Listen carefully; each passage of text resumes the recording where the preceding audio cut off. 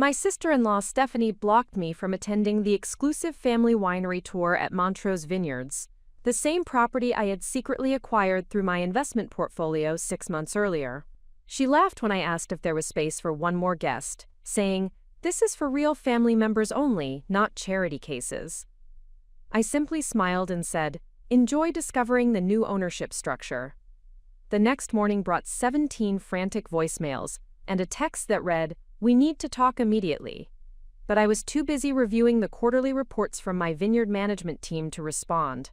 Before we jump back in, tell us where you're tuning in from, and if this story touches you, make sure you're subscribed, because tomorrow, I've saved something extra special for you.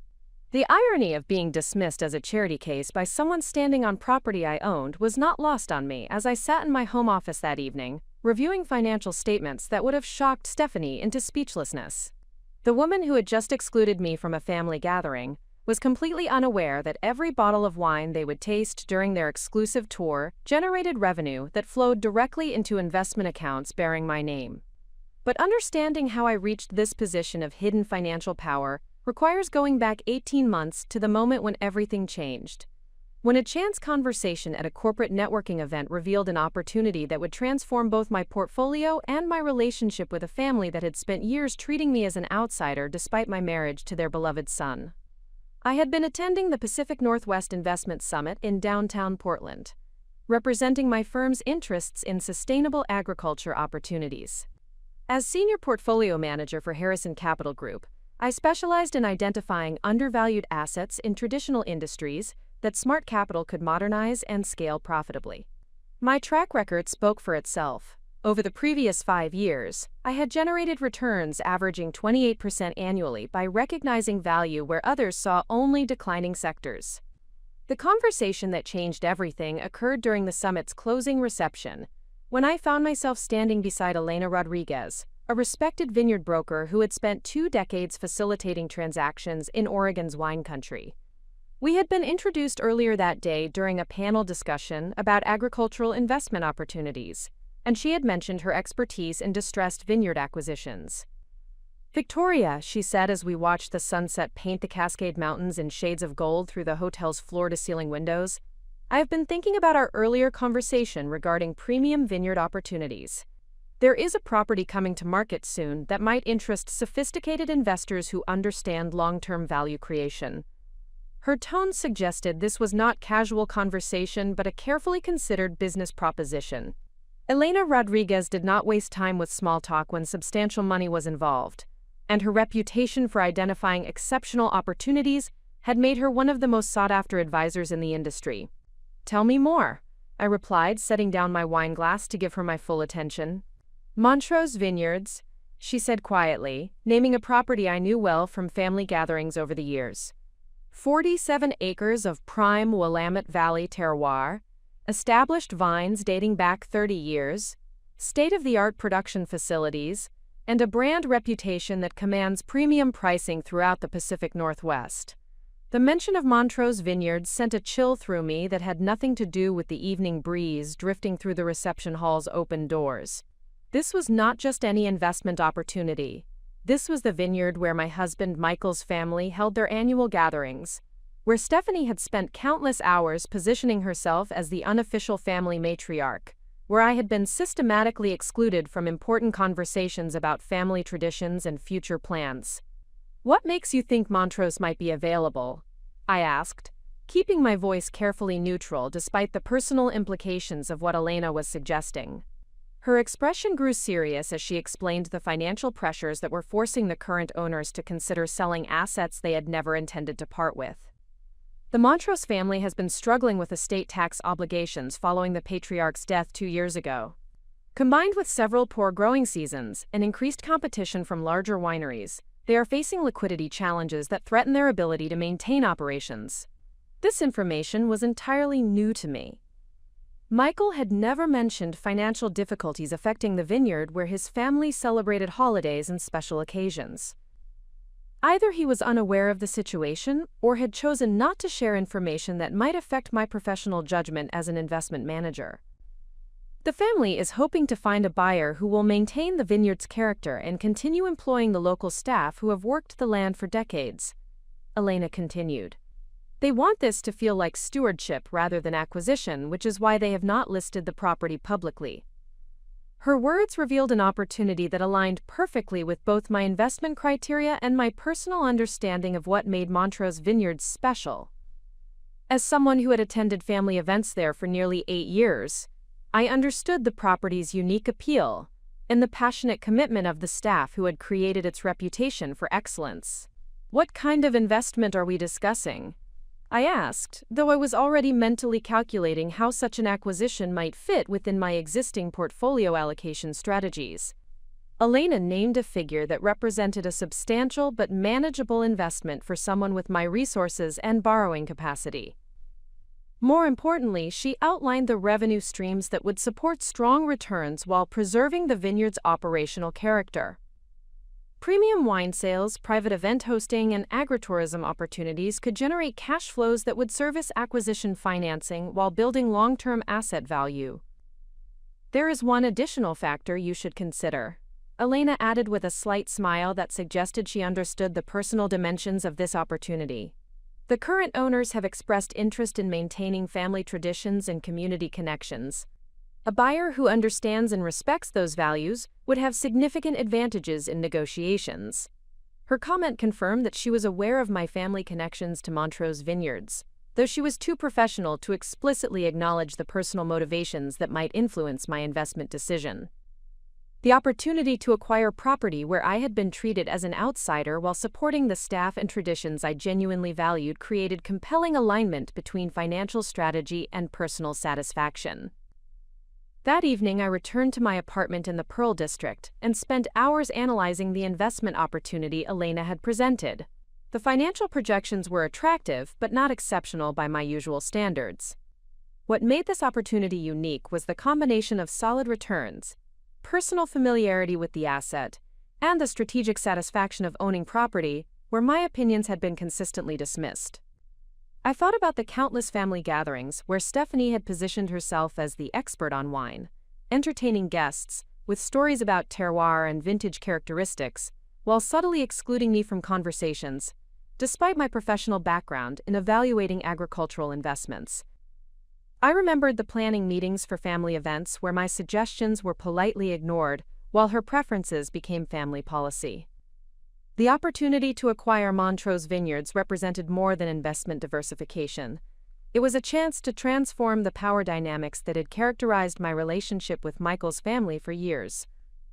Instead of being the outsider seeking acceptance, I could become the decision-maker whose approval they needed for continued access to spaces they considered their own.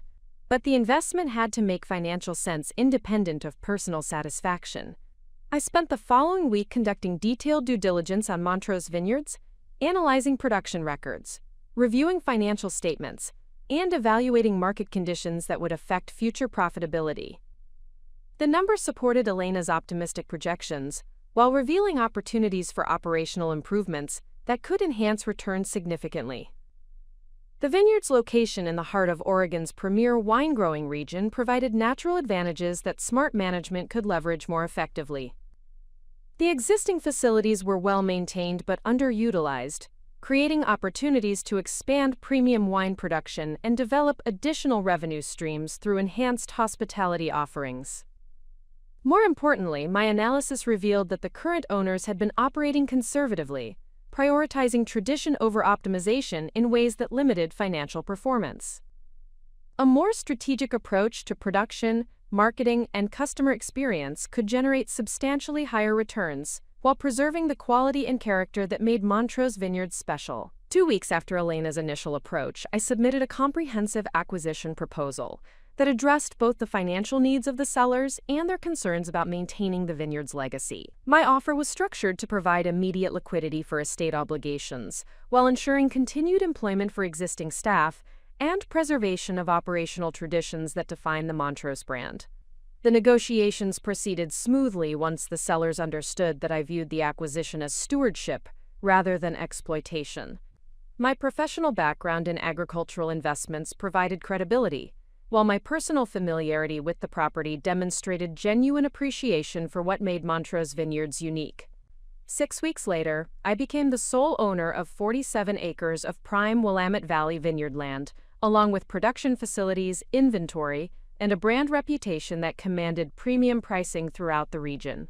The acquisition was structured through a limited liability company that provided operational flexibility while maintaining privacy about the ownership change. Michael knew about the investment, of course, though I had presented it as a portfolio diversification opportunity rather than a strategic acquisition of family gathering space. His response was supportive but somewhat abstract. He understood that I had made a smart investment but did not fully grasp the implications for future family dynamics. The rest of his family remained completely unaware of the ownership change.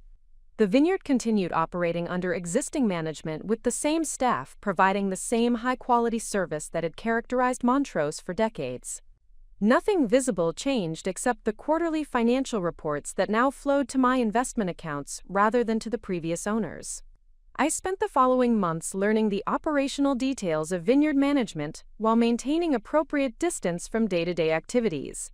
My role was strategic oversight rather than hands-on management, ensuring that the property generated strong returns while preserving the character and traditions that made it valuable.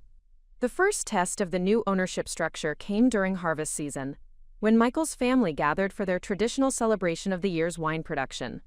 I attended, as I always had, as Michael's wife rather than as the property owner, observing family dynamics from a perspective that none of them understood. Preparing and narrating this story took us a lot of time, so if you are enjoying it, subscribe to our channel. It means a lot to us. Now back to the story. Stephanie was in her element during the harvest celebration, regaling guests with her extensive knowledge of winemaking processes and leading informal tours of the production facilities. She spoke with proprietary confidence about future plans and quality standards, apparently unaware that such decisions now required approval from the woman she continued to treat as a peripheral family member. The irony was delicious, but required careful management. I could not reveal my ownership role without disrupting family relationships in ways that might not serve my long-term interests. Instead, I observed and learned, understanding how the property functioned as both business asset and family gathering space. What I discovered was that Stephanie had been positioning herself as the unofficial family authority on all matters related to Montrose Vineyards, despite having no legal or financial connection to the property. She had developed opinions about everything from winemaking techniques to event planning, expressing these views with confidence that suggested ownership rather than mere familiarity. Her behavior revealed a pattern of assumed authority that extended far beyond wine-related topics. Stephanie had appointed herself as the gatekeeper for family traditions, the arbiter of who belonged in various social situations, and the spokesperson for family values that she interpreted according to her personal preferences. The harvest celebration provided clear evidence of how she managed family dynamics to maintain her position of informal leadership. Conversations were subtly directed through her preferences, guest lists reflected her social priorities, and even seating arrangements at family dinners reinforced hierarchies that positioned her as central to all important discussions. What she did not understand was that her informal authority now existed entirely at the pleasure of someone she considered insignificant.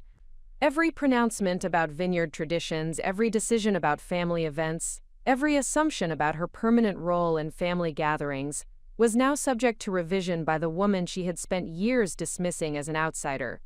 The realization that I possessed this hidden power, while she remained completely unaware of the shift in fundamental dynamics, created a satisfaction that went far beyond financial returns. I owned the property where she played queen, controlled the resources she took for granted, and held the authority she assumed belonged to her by right of family position. But I also understood that revealing this power prematurely could diminish its strategic value. The most effective use of ownership authority might be patient observation followed by strategic revelation at the moment when it would create maximum impact on family dynamics that had needed correction for years. As I drove home from that harvest celebration, watching the sunset paint the vineyard landscape in shades of gold and amber, I reflected on how completely the situation had reversed without anyone understanding what had changed. The woman who had been excluded from family decisions now controlled the property where those decisions affected operations worth millions of dollars. The question was not whether to use this power but when and how to reveal it in ways that would reshape family relationships, while advancing both my personal satisfaction and my professional interests in building long-term asset value through strategic ownership of premium agricultural properties. The transformation in Stephanie's behavior began subtly during the months following my acquisition of Montrose Vineyards, though she remained entirely unaware that her increasing assertions of authority were taking place on property I owned. What had previously been enthusiastic participation in family gatherings evolved into something far more presumptuous, as if proximity to the vineyard had imbued her with proprietary rights that existed only in her imagination. The first indication of this shift occurred during Thanksgiving dinner, when the family gathered in the vineyard's private dining room for their traditional celebration. Stephanie had arrived early to oversee table arrangements and meal preparation, positioning herself as the hostess despite the fact that we were guests in a facility operated by professional staff who had been managing such events for decades.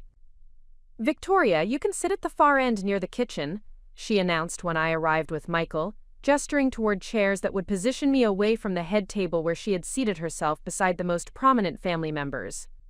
"I thought you would be more comfortable there since you always seem a bit overwhelmed by our wine discussions." The casual dismissal stung not because of the seating arrangement itself, but because of the assumption that my professional expertise in agricultural investments somehow made me less qualified to participate in conversations about viticulture. She was positioning me as a peripheral figure at a gathering taking place in facilities I owned, managed by staff whose salaries ultimately derived from my investment returns. Michael appeared uncomfortable with his sister's presumptuous behavior, but chose not to challenge her directly, a pattern that had characterized family dynamics for years. His conflict avoidance had allowed Stephanie to accumulate informal authority through persistent assertion rather than legitimate delegation, creating situations where her preferences became family policy through default rather than genuine consensus. I accepted the assigned seating without comment, understanding that premature confrontation would diminish the strategic value of my hidden ownership position. Instead, I observed how Stephanie managed the evening's dynamics, taking notes on her methods for controlling conversations and influencing family decision-making processes. Her technique was sophisticated and largely unconscious. She would begin conversations by referencing previous discussions that had supposedly established family positions on various topics, creating the impression that consensus already existed, when in fact, she was simply asserting her personal preferences as collective wisdom. When disagreements emerged, she would appeal to tradition or family harmony in ways that positioned opposition as divisive rather than legitimate. Most effectively, she had developed the habit of speaking for absent family members, claiming to represent their views in ways that supported her preferred outcomes. "Uncle Robert always says the vineyard should maintain its traditional character," she would declare when discussing potential changes, though Robert had never explicitly authorized her to represent his opinions in family forums. The Thanksgiving gathering provided multiple examples of this manipulative communication style. When conversation turned to holiday planning for the following year, Stephanie immediately began outlining her vision for expanded celebrations that would position Montrose Vineyards as the permanent center of family traditions. "I have been thinking we should establish a formal family foundation to support the vineyard's long-term preservation," she announced during the main course, speaking with the authority of someone who had consulted extensively with legal and financial experts. "We could create a structure that ensures future generations maintain their connection to this special place." The proposal was presented as family philanthropy, but I recognized it as an attempt to institutionalize her informal authority through legal mechanisms that would give her permanent control over family access to property she did not own. The foundation concept would allow her to position herself as the guardian of family traditions while exercising practical authority over an asset that generated substantial investment returns for my portfolio. Michael's father, David, responded with interest to the foundation proposal, apparently unaware that such an arrangement would require cooperation from the actual property owner rather than simply family consensus. "That sounds like excellent long-term planning, Stephanie. Have you researched the legal requirements for establishing such a foundation?" "I have been working with attorneys who specialize in family philanthropy," she replied confidently. Though I doubted she had progressed beyond preliminary conversations that assumed family ownership of the property in question. The structure would provide tax advantages while ensuring permanent preservation of our connection to this land. The conversation continued with various family members expressing enthusiasm for a proposal that was fundamentally impossible without my participation as the legal owner of Montrose Vineyards. Stephanie had constructed an elaborate fantasy based on assumptions about property rights that bore no relationship to actual ownership structures, and the family was enthusiastically embracing plans that could not be implemented without my explicit consent. I found myself in the peculiar position of listening to detailed discussions about the future of my own property, while being systematically excluded from decision-making processes that affected my investment. The irony was so pronounced that I struggled to maintain appropriate facial expressions, while Stephanie outlined governance structures for assets she did not control. The evening reached its peak of absurdity when she began assigning family members specific responsibilities for foundation management, essentially creating a fictional organizational chart for overseeing property that belonged entirely to the woman she had relegated to seating near the kitchen. She appointed herself as executive director, naturally, with various relatives serving as board members responsible for different aspects of vineyard stewardship. "Victoria, we will probably need your help with administrative tasks once we get the foundation established," she said magnanimously, finally acknowledging my presence at the gathering. "I know you have some background in finance, so you could assist with bookkeeping and routine paperwork." The condescending offer to allow me to handle administrative tasks related to my own property represented such a complete inversion of actual authority relationships that I nearly laughed aloud. She was graciously offering to let the legal owner of Montrose Vineyards assist with paperwork for a fictional foundation that would govern property she did not possess any legal right to control. Michael shifted uncomfortably in his chair, perhaps sensing the fundamental problems with his sister's presumptuous planning, but he remained silent rather than challenging assumptions that were becoming increasingly divorced from reality. His passivity enabled Stephanie's fantasy while putting me in the impossible position of either revealing my ownership prematurely or allowing elaborate plans to develop based on complete misunderstanding of legal and financial realities. The following weeks brought additional examples of Stephanie's evolving sense of proprietorship over Montrose Vineyards. She began scheduling personal visits to the property without consulting anyone, treating the vineyard as her private retreat rather than a commercial operation with established protocols for visitor access. The professional staff maintained their courteous service while privately expressing confusion about her assumed authority over scheduling and facility usage.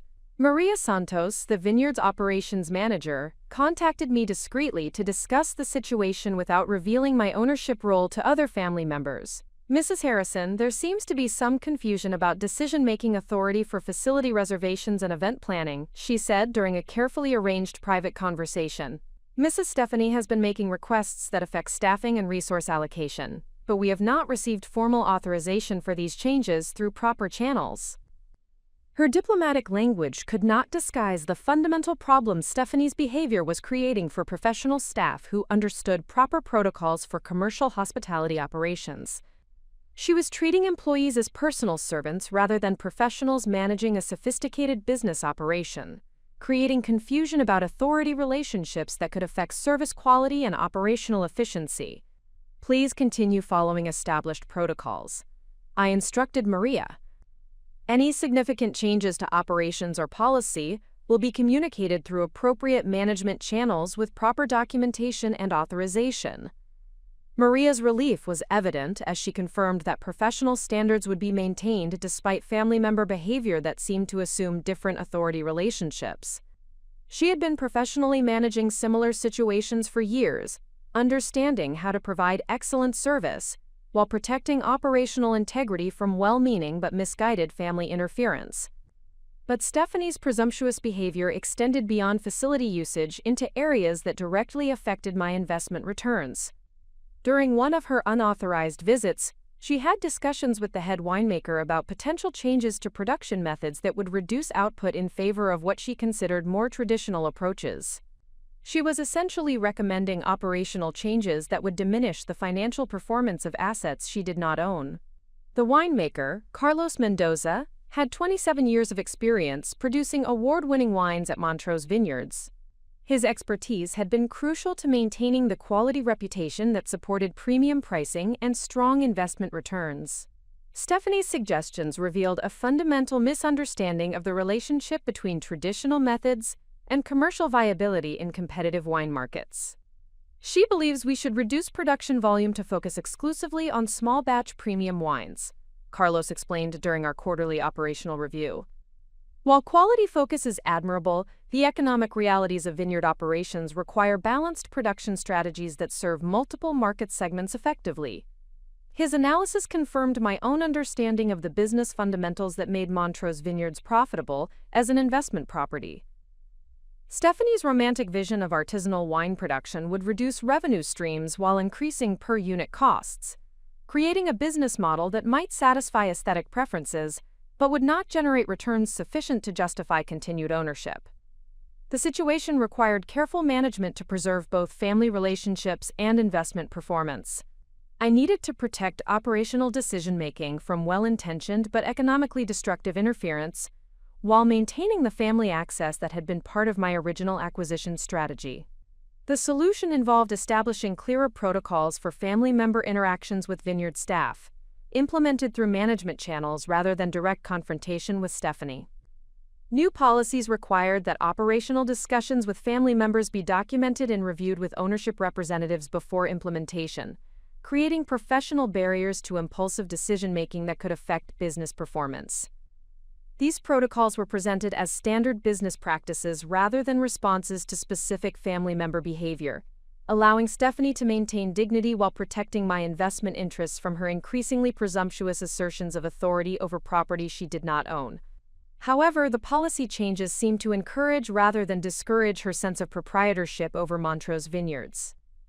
She interpreted new protocols as evidence that the vineyard was becoming more professionally managed in preparation for the family foundation she was supposedly establishing, rather than understanding them as protection for existing ownership interests.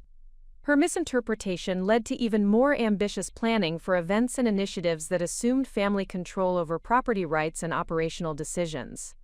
She began developing proposals for expanded wine club memberships, enhanced agritourism offerings, and partnership arrangements with local restaurants that would require substantial capital investment and fundamental changes to business strategy. The proposals revealed genuine creativity and marketing insight, but they were developed without consultation with actual ownership or consideration of financial implications for existing investment structures. She was essentially creating business plans for assets she could not legally commit to proposed activities. More problematically, she had begun representing herself to outside vendors and potential partners as the family spokesperson for Montrose Vineyards development initiatives. Local wedding planners, catering companies, and event coordinators were receiving inquiries from someone who presented herself as authorized to negotiate contracts and establish business relationships on behalf of the vineyard. These external representations created potential legal and financial liabilities that extended far beyond family relationship management. If Stephanie succeeded in creating binding obligations based on her assumed authority, my investment could face contractual disputes and legal challenges that would affect both operational performance and asset value. The situation was approaching a crisis point, where continued tolerance of her presumptuous behavior would create genuine business risks, rather than simply family tension.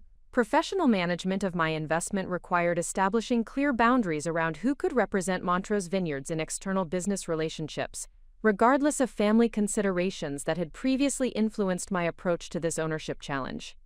At the same time, Stephanie's increasing investment in her fantasy of family foundation leadership was making her more attached to outcomes that were impossible without my cooperation.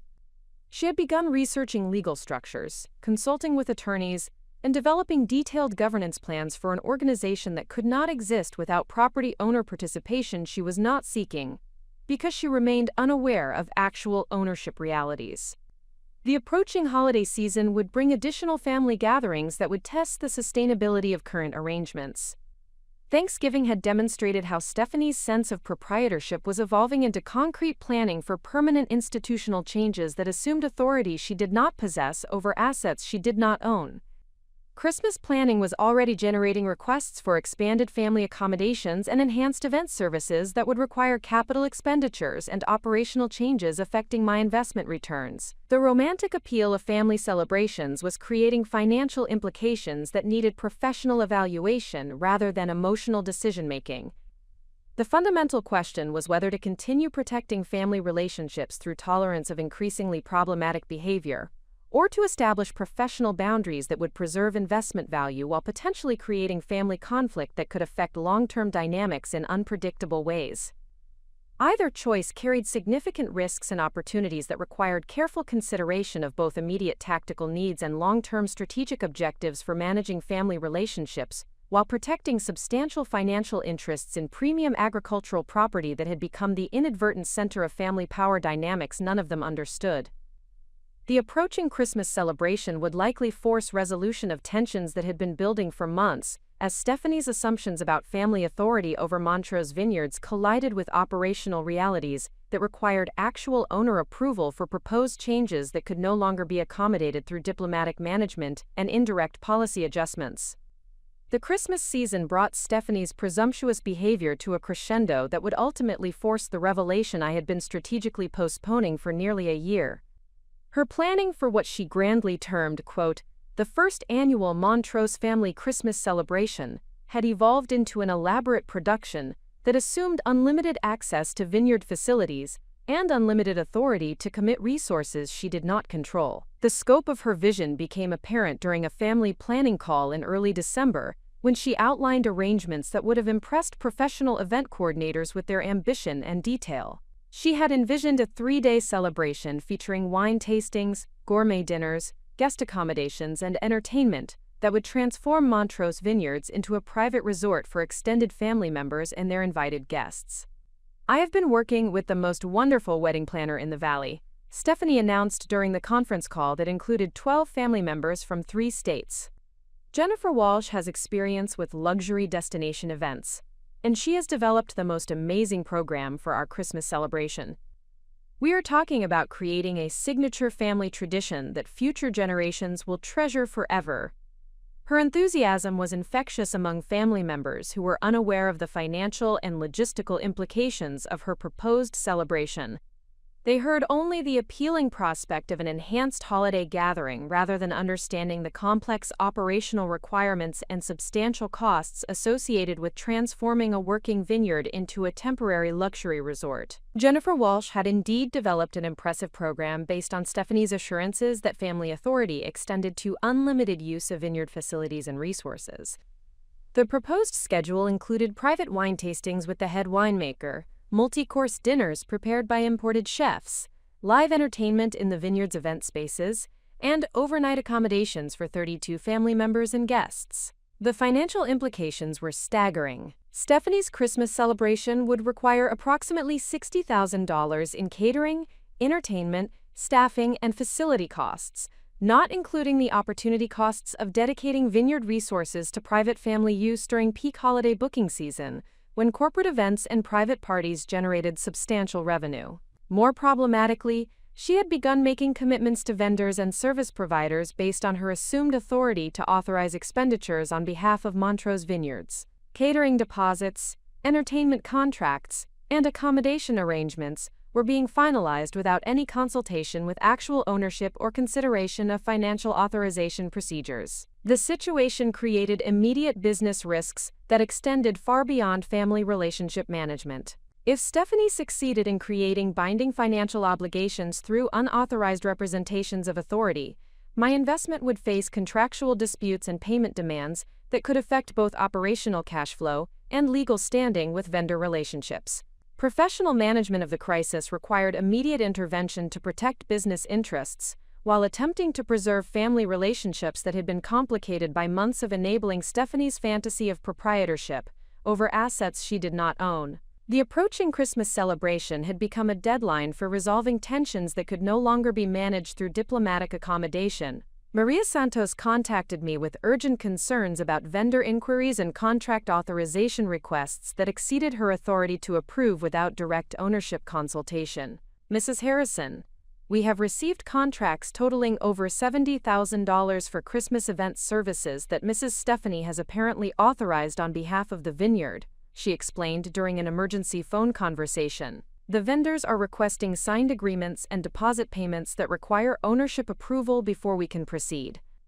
Her professional discretion had protected my investment from unauthorized financial commitments, but the situation was rapidly approaching a point where vendor expectations and family member assumptions would create conflicts that could not be resolved without revealing actual ownership structures that had been carefully protected for strategic reasons. The most immediate concern involved Jennifer Walsh, the wedding planner who had developed elaborate Christmas celebration proposals based on Stephanie's assurances of family authority over vineyard operations. Jennifer had invested substantial time and resources in creating custom event designs, coordinating vendor relationships, and developing logistics plans for a celebration that could not proceed without my explicit authorization as the legal owner. A meeting with Jennifer became necessary to understand the scope of commitments that had been made on behalf of my property, and to determine whether the proposed celebration could be modified to accommodate both family expectations and business realities that required professional management rather than emotional decision-making. Jennifer Walsh operated from a beautifully appointed office in downtown McMinnville, where her walls displayed photographs from luxury weddings and corporate events that demonstrated her expertise in managing sophisticated celebrations for demanding clients. Her reputation in the Valley was built on delivering flawless events that exceeded client expectations, while maintaining strict professional standards for vendor relationships and financial management. Mrs. Harrison, she began after we had exchanged introductions and established the confidential nature of our conversation. I must admit I am somewhat confused about the authorization structure for the Montrose Christmas celebration. Mrs. Stephanie has been representing herself as the family spokesperson for event planning, but the contracts require signature authority that she apparently does not possess. Her diplomatic language could not disguise the fundamental problem that Stephanie's behavior had created for professional service providers who required clear authorization chains for substantial financial commitments. Jennifer had developed plans based on assumptions about family authority that were proving inconsistent with actual business operations at Montrose Vineyards. What specific commitments have been made? I asked, though I suspected the answer would require significant financial and logistical adjustments to proposed celebration plans. Jennifer outlined a comprehensive event program that would have been appropriate for a luxury resort rather than a private family gathering. The proposed celebration included imported seafood for a formal dinner, professional musicians for evening entertainment, floral arrangements throughout the vineyard facilities, and coordination with local hotels for guest accommodations that exceeded the property's available lodging capacity. The total investment for this celebration would be approximately $85,000, Jennifer continued, which represents a substantial commitment for a private family event. Mrs. Stephanie assured me that cost was not a consideration because the family views this as an investment in establishing permanent holiday traditions at Montrose Vineyards. The financial scope confirmed my concerns about Stephanie's complete disconnection from economic realities that governed commercial vineyard operations. She had authorized expenses that exceeded the quarterly operational budget for a working agricultural business, treating my investment property as if it were a private family estate with unlimited resources for personal entertainment. More concerning were the timeline commitments that would affect scheduled operations during peak season, when vineyard facilities generated substantial revenue through corporate events and private parties. The proposed Christmas celebration would monopolize event spaces and staff resources during the most profitable period of the year, creating opportunity costs that compounded the direct expenses of Stephanie's elaborate plans.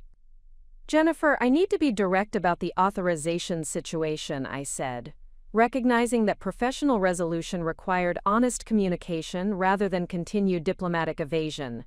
The family member who has been working with you does not have authority to commit vineyard resources for this celebration. Any agreements will require approval from actual ownership before they can be implemented. Her expression shifted from confusion to concern as she processed the implications of what I was explaining. Professional event planners understood the legal and financial risks associated with unauthorized client representations, And she was clearly recognizing that substantial time and resource investments might not result in confirmed business if actual authorization was unavailable. What does this mean for the contracts and deposits that have been discussed? She asked, though her tone suggested she already understood the problematic implications for her business relationship with both the family and the vineyard. The situation required careful management to protect both Jennifer's professional interests and my own business needs, while avoiding unnecessary damage to family relationships that could be preserved through appropriate boundary setting, rather than confrontational revelation of ownership structures that had been strategically protected. The celebration can potentially proceed in a modified form that accommodates both family gathering needs and vineyard operational requirements, I explained. However, the scale and expense of current proposals exceed what can be authorized for private family use of commercial facilities during peak revenue season. Jennifer's relief was evident, as she understood that professional resolution was possible without complete cancellation of business relationships that had required substantial development time and creative investment. She was experienced in managing client expectations when initial proposals exceeded practical constraints, and she immediately began suggesting modifications that could preserve celebration objectives while reducing financial and operational impacts. We could certainly develop a more modest celebration that maintains the special character Mrs. Stephanie envisioned while working within more practical resource parameters, she offered. Many families prefer intimate gatherings that focus on personal connection rather than elaborate production values. Her professionalism provided a pathway for resolving immediate business concerns while preparing for the more challenging task of communicating revised celebration parameters to family members who had been enthusiastically anticipating the elaborate production Stephanie had promised. The conversation with Jennifer concluded with agreements for modified celebration plans that would cost approximately $25,000 rather than $85,000. Utilize vineyard facilities during off-peak periods that did not conflict with revenue-generating bookings, and require proper authorization procedures that acknowledged actual ownership structures rather than assumed family authority. But implementing these modifications would require explaining to Stephanie why her elaborate plans could not proceed as originally envisioned. A conversation that would inevitably reveal the ownership realities she had been operating without understanding for nearly a year. The Christmas celebration had become the catalyst for confrontation that could no longer be avoided through diplomatic management and indirect policy adjustments. The family planning call scheduled for December 15th would provide the forum for addressing authorization questions that could not be resolved without honest communication about actual property ownership and decision-making authority. Stephanie's expectations for the Christmas celebration had evolved beyond what could be accommodated through continued tolerance of her presumptuous behavior. Preparing for that conversation required careful consideration of how to reveal ownership information in ways that would protect both business interests and family relationships, while establishing clear boundaries for future interactions between family members and vineyard operations. The revelation would fundamentally alter family dynamics that had been based on incorrect assumptions about authority, relationships, and resource availability. The strategic challenge involved timing the revelation to minimize damage to family harmony, while establishing operational boundaries that would protect investment performance from well-intentioned but economically destructive interference. Stephanie's attachment to her fantasy of family foundation leadership had created emotional investments that would make practical boundaries feel like personal rejection rather than necessary business management. Michael's position in this developing conflict required particular consideration, as his relationships with both his sister and his wife could be affected by revelations that had been strategically withheld for months. His conflict avoidance tendencies had enabled Stephanie's presumptuous behavior, but they also reflected his genuine desire to maintain family harmony in situations where competing interests made consensus difficult to achieve. The December 15th family call would test whether honest communication about ownership realities could establish sustainable boundaries for family member interactions with commercial vineyard operations, or whether Stephanie's emotional investment in her authority fantasy would create lasting conflicts that could affect both business performance and family relationships in unpredictable ways. Either outcome would be preferable to continued tolerance of unauthorized representations that created legal and financial risks for my investment, while enabling behavior that was becoming increasingly problematic for professional vineyard management. The Christmas celebration deadline had created an opportunity to resolve tensions that had been building for months through strategic revelation of ownership realities that could no longer be avoided. The question was not whether to reveal my ownership of Montrose Vineyards, but how to do so in ways that would establish appropriate boundaries while preserving family relationships that remained valuable, despite the management challenges they had created, through months of assumptions about authority that bore no relationship to actual legal and financial realities governing commercial agricultural operations in competitive wine markets. The conference call scheduled for December 15th began exactly as I had anticipated, with Stephanie's voice dominating the conversation from the moment family members finished connecting from their respective locations across 3 states. Her enthusiasm for the Christmas celebration had reached fever pitch during the 2 weeks since our previous group discussion, and she launched immediately into detailed updates about vendor confirmations and enhanced program elements that demonstrated her complete disconnection from authorization realities. "Everyone, I have the most exciting news about our Christmas celebration," she announced before anyone else could speak. "Jennifer Walsh has outdone herself with the final program design. We are talking about a truly magical experience that will establish Montrose Vineyards as the permanent center of our family traditions for generations to come." Her choice of words revealed the fundamental assumption underlying all her planning efforts. She genuinely believed that family consensus could establish permanent claims over property usage and operational decisions, treating commercial vineyard facilities as if they were inherited family estate rather than privately owned business assets that required actual owner authorization for proposed activities. The irony of her declaration was particularly acute because she was describing permanent arrangements for property that belonged entirely to the family member she had consistently marginalized through seating assignments, conversation exclusions, and condescending offers of administrative assistance. Her vision of family legacy was being constructed on foundations she did not understand and could not control. The celebration will begin Friday evening with a private wine tasting featuring our finest vintages, followed by a formal dinner prepared by Chef Antoine Dubois, who typically works only with Portland's most exclusive restaurants. Stephanie continued, her voice carrying the satisfaction of someone who believed she had secured exceptional arrangements through superior planning and social connections. I listened to her detailed description of the proposed weekend, while simultaneously reviewing the cost analysis Jennifer Walsh had prepared during our private meeting. The financial implications were staggering. Stephanie's enhanced celebration would require approximately $95,000 in direct expenses, not including opportunity costs from dedicating vineyard facilities to private family use during peak holiday booking season. More concerning were the operational commitments she had made without understanding the complex logistics required for executing events of this scale at working agricultural properties. Professional catering for 32 guests required specialized equipment, additional staffing, and facility modifications that would affect normal vineyard operations for several days before and after the actual celebration.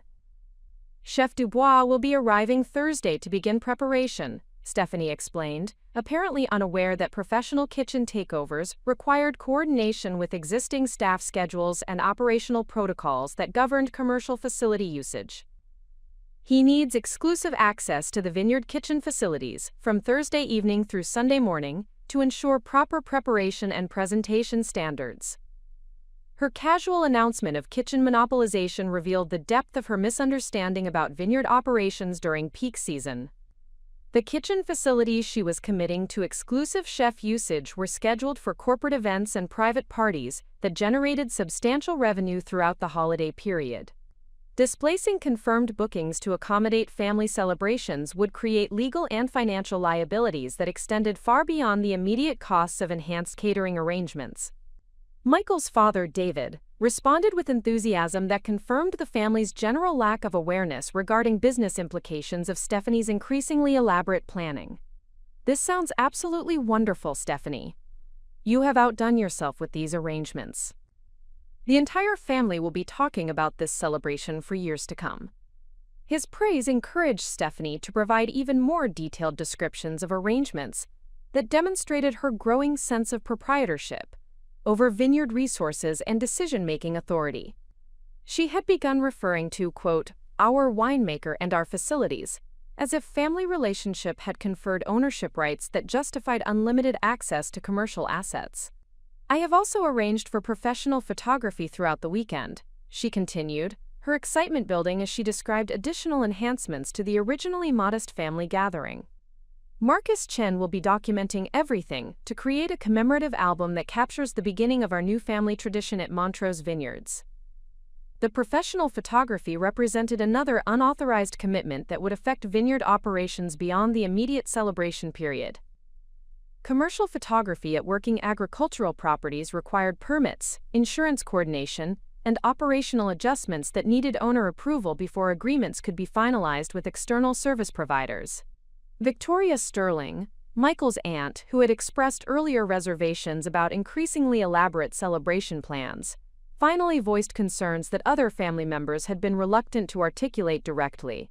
Stephanie, these arrangements sound wonderful, but I am curious about the authorization process for using vineyard facilities so extensively.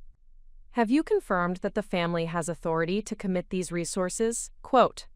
Her question represented the opening I had been anticipating for months. The authorization concerns that Victoria Sterling was raising provided a natural forum for revealing ownership realities that could no longer be avoided without creating substantial business risks for my investment property. That raises an important question about decision-making authority at Montrose Vineyards, I said, speaking for the first time since the call had begun.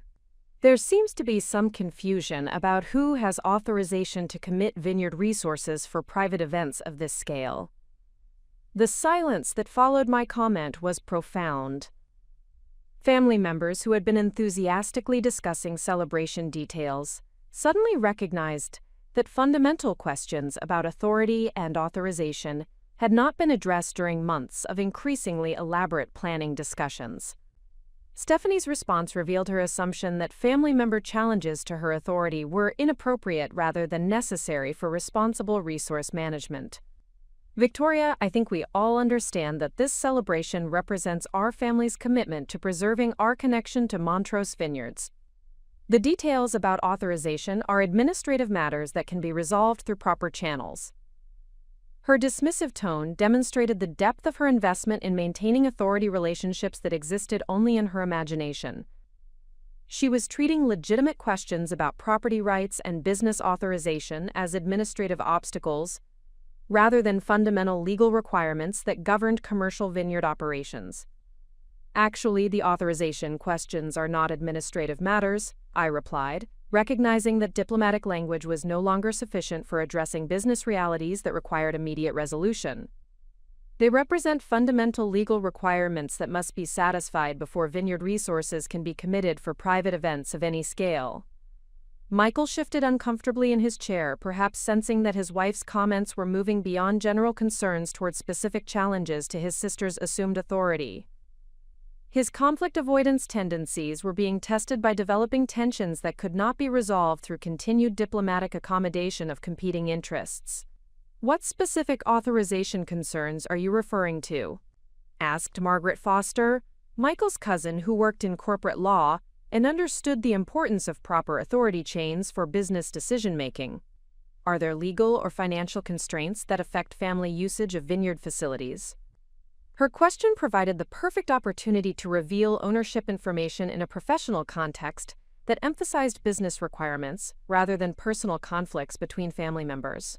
The conversation had evolved naturally toward topics that required honest communication about actual property ownership and decision-making authority.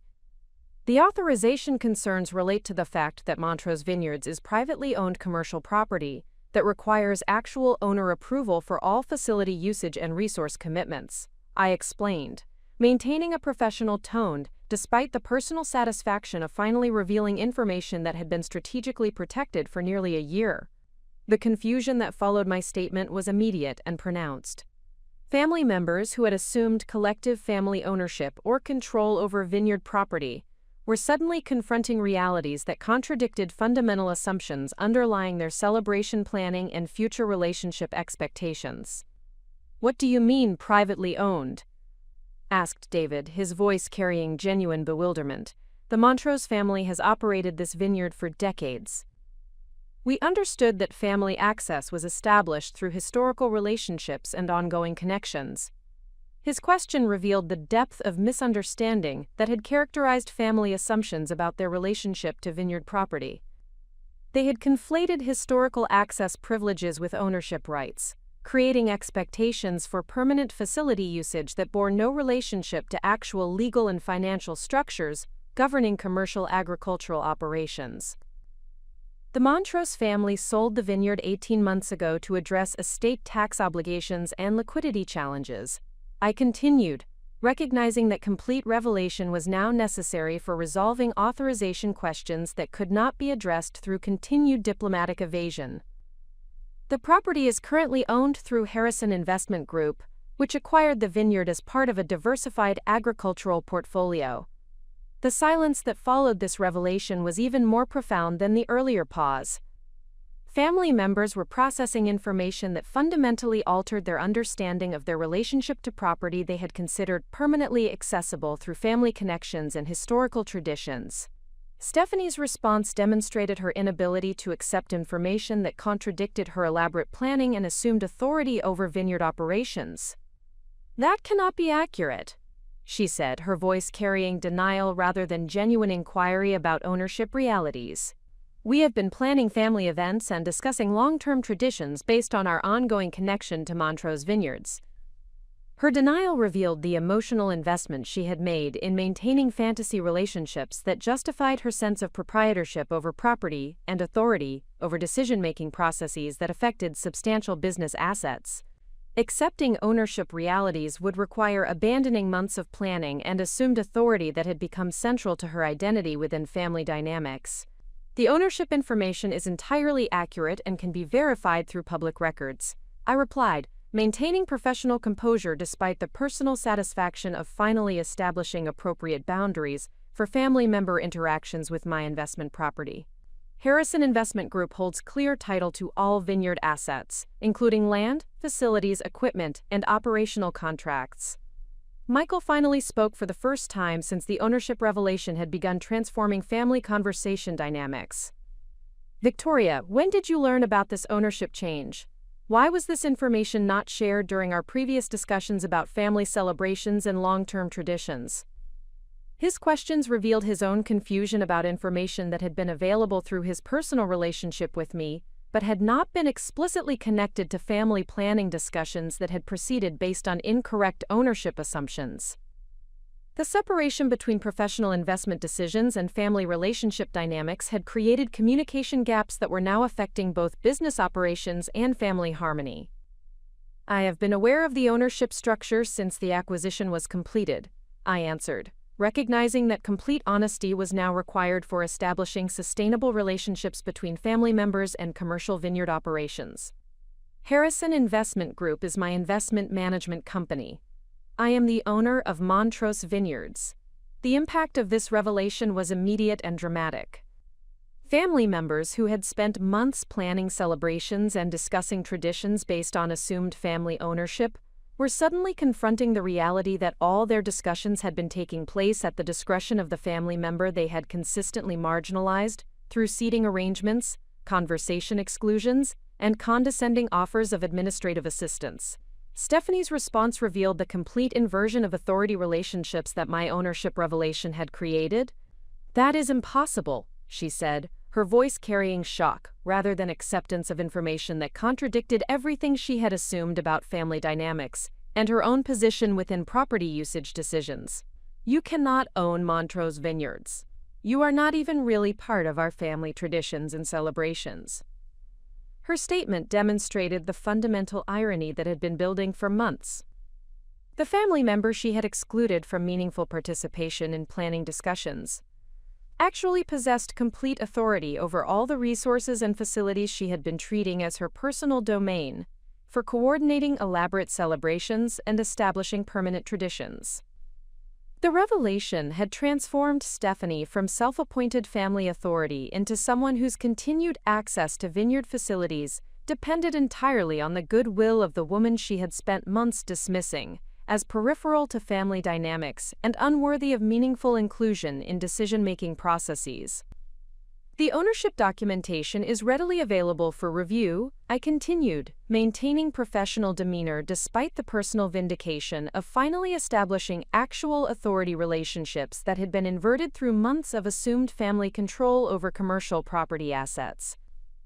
All facility usage and resource commitments require owner authorization before agreements can be finalized with external service providers.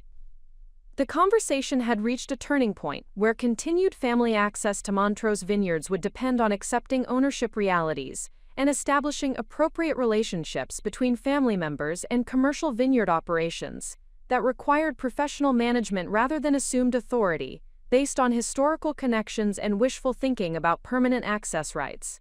The silence that followed my ownership revelation stretched across the conference call for nearly 30 seconds. A profound quiet that reflected the magnitude of mental reorganization each family member was experiencing as they processed information that fundamentally altered their understanding of relationships, authority, and future expectations regarding Montrose Vineyards. When conversation finally resumed, it was Margaret Foster who spoke first. Her legal background, providing the analytical framework necessary to address practical implications of ownership disclosure, rather than becoming mired in emotional responses to unexpected information. Her approach demonstrated the professional perspective that would be required for establishing sustainable relationships between family members and commercial vineyard operations. Victoria, this revelation certainly changes the context for our Christmas celebration planning, she said, her voice carrying recognition of business realities rather than personal disappointment about altered family dynamics. What authorization process do you require for family events, and what parameters govern facility usage for private gatherings? Her question acknowledged actual ownership authority while seeking practical information about how family relationships could continue within appropriate business boundaries. Margaret understood that productive resolution required accepting new realities rather than challenging ownership information that was documented through public records and legal documentation. The contrast between Margaret's professional acceptance and Stephanie's emotional denial was immediately apparent when Stephanie responded to my ownership revelation with accusations that revealed her complete inability to process information that contradicted months of assumptions about family authority and her own position within vineyard decision-making structures. "This is absolutely ridiculous," Stephanie declared, her voice carrying indignation rather than recognition of business facts that required acknowledgement regardless of personal preferences. "You cannot simply declare ownership of property that has been central to our family traditions for years. There must be legal challenges available to protect family interests and historical access rights." Her response demonstrated the depth of her emotional investment in maintaining fantasy authority over vineyard operations. Rather than accepting documented ownership realities, she was immediately seeking mechanisms to challenge or circumvent actual property rights through legal theories that bore no relationship to established business law governing commercial agricultural assets. David's intervention attempted to restore diplomatic conversation dynamics, while addressing practical concerns about Christmas celebration arrangements that had been proceeding based on incorrect assumptions about authorization requirements and family access privileges. "Perhaps we should focus on immediate questions about the Christmas celebration rather than debating ownership details that can be verified through appropriate channels," he suggested, though his tone revealed uncertainty about how family gatherings could proceed within business parameters that had not been previously understood or acknowledged. His diplomatic approach reflected genuine desire to preserve family harmony while accommodating ownership realities that required fundamental adjustments to expectations about vineyard access and resource availability. However, his suggestion that ownership details could be set aside for practical planning purposes misunderstood the legal requirements governing commercial property usage for private events. Michael finally spoke directly to address the personal dimensions of ownership disclosure that affected his relationships with both his wife and his sister. His position was particularly complex because he had been aware of my investment activities while remaining passive during months of family planning discussions that proceeded based on incorrect ownership assumptions.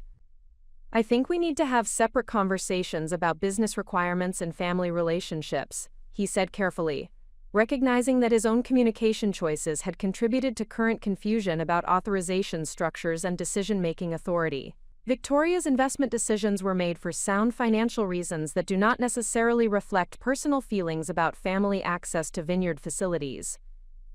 His attempt to separate business considerations from family dynamics revealed his continued preference for avoiding direct confrontation with his sister's presumptuous behavior. However, the ownership revelation had created circumstances where business requirements and family relationships could not be cleanly separated without establishing clear boundaries for future interactions.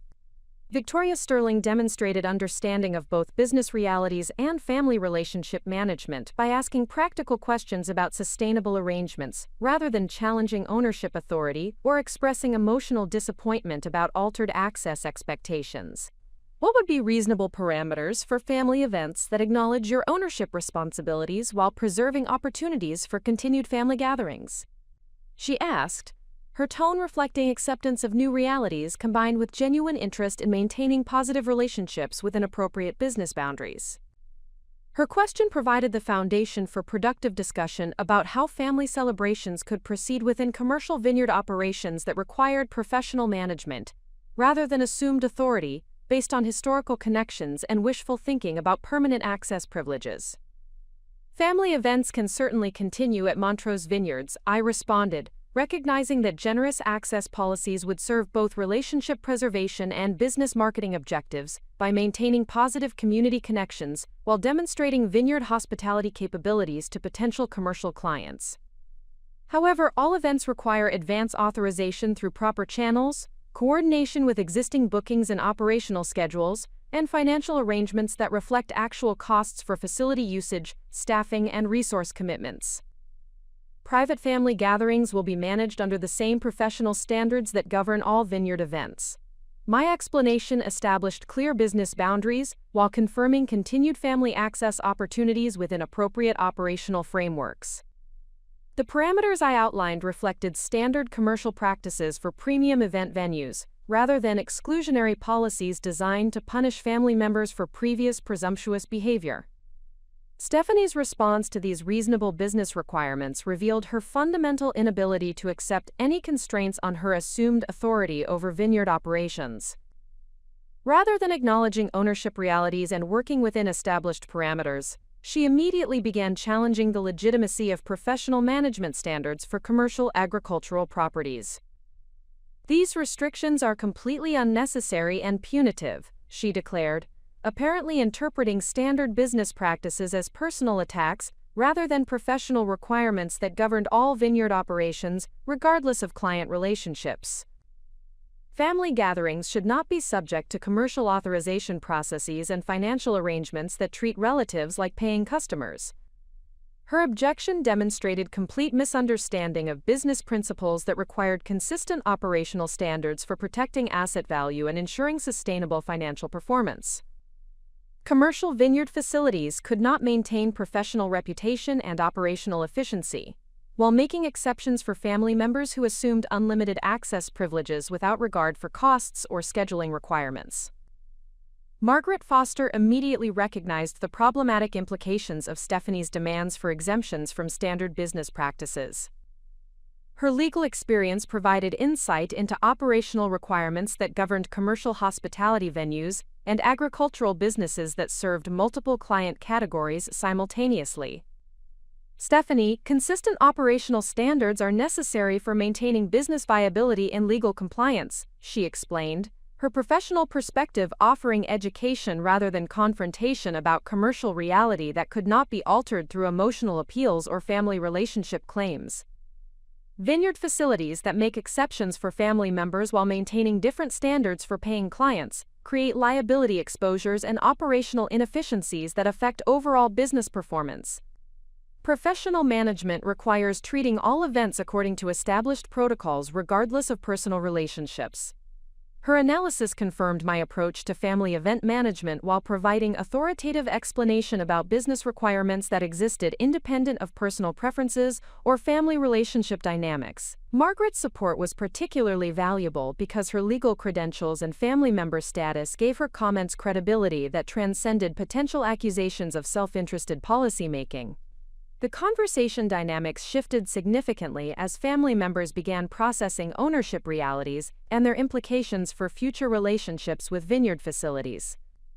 Those with business experience, like Margaret and Victoria Sterling, demonstrated understanding of professional requirements and willingness to work within appropriate boundaries for maintaining positive family connections. However, Stephanie's continued resistance to accepting ownership authority and business parameters revealed deeper issues about her identity investment in assumed vineyard proprietorship and family authority that had become central to her self-perception over previous months of elaborate planning and presumptuous decision-making. "I refuse to accept that family traditions and celebrations must be subordinated to commercial considerations," she announced, her voice carrying determination rather than recognition of practical constraints that governed all commercial property usage regardless of family member preferences or historical access expectations. "Our family's connection to Montrose Vineyards transcends business relationships and financial arrangements. Some values cannot be reduced to commercial transactions and authorization protocols." Her declaration revealed romantic idealization of family relationships that ignored practical realities governing commercial vineyard operations in competitive markets, where professional standards determined business success and operational sustainability. Stephanie was demanding exemptions from business requirements based on emotional appeals, rather than practical arguments about sustainable facility management.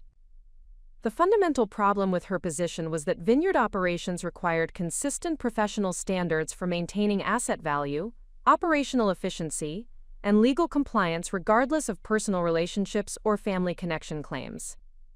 Commercial agricultural properties could not survive economically while making exceptions for family members who refused to acknowledge ownership authority and business requirements.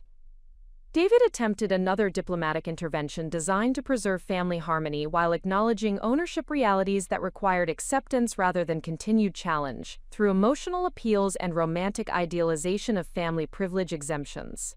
"Perhaps we should postpone detailed planning discussions until everyone has had time to process ownership information and consider how family celebrations can proceed within appropriate business frameworks," he suggested, recognizing that productive resolution required calmer consideration of practical arrangements rather than immediate emotional responses to unexpected information. His suggestion reflected wisdom about conflict resolution that recognized the need for adjustment periods when fundamental assumptions about relationships and authority required substantial mental reorganization. However, postponement would not alter ownership realities or business requirements that governed vineyard operations regardless of family member acceptance or emotional comfort levels.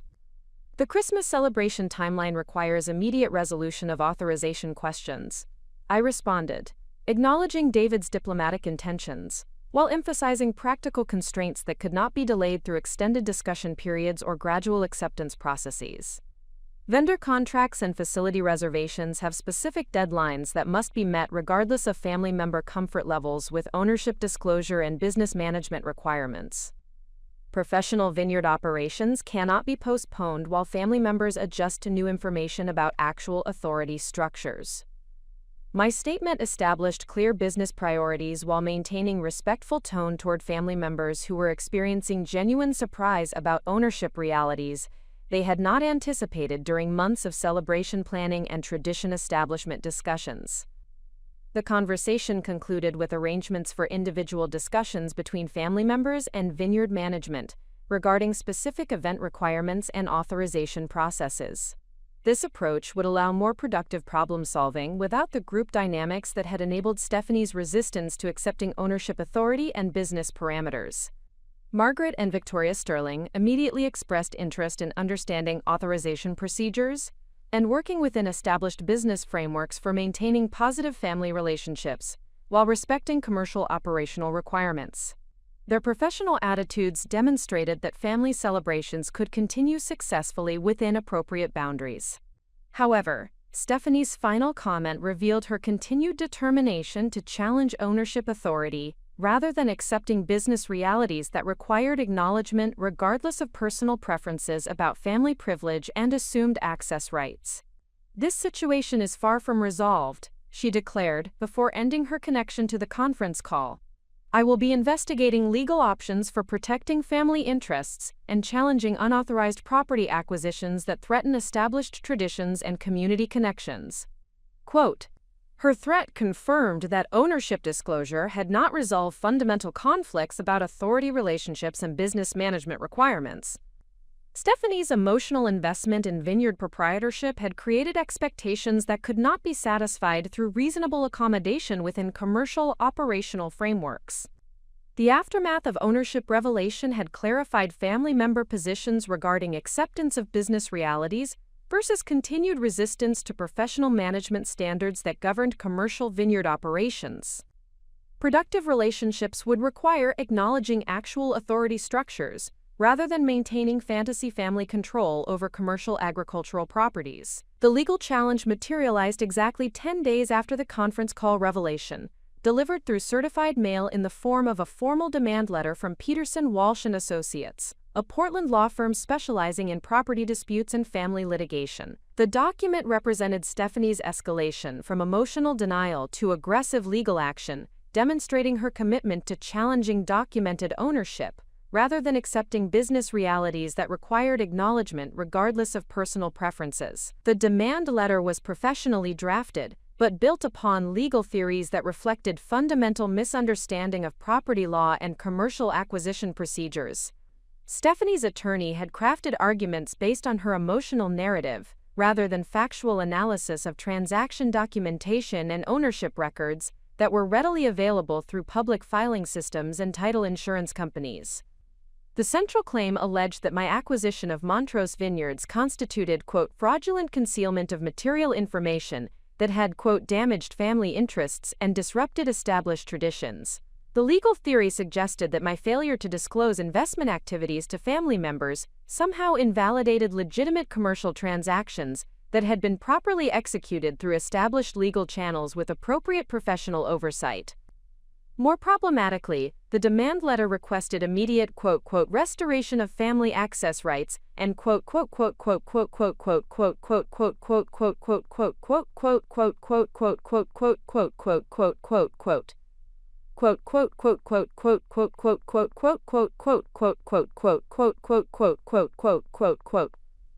Stephanie was essentially arguing that family members possessed legal rights to commercial property usage that superseded actual ownership authority and business management requirements. The document concluded with threats of litigation that would seek full disclosure of acquisition circumstances, restoration of family property interests, and damages for interference with established family traditions.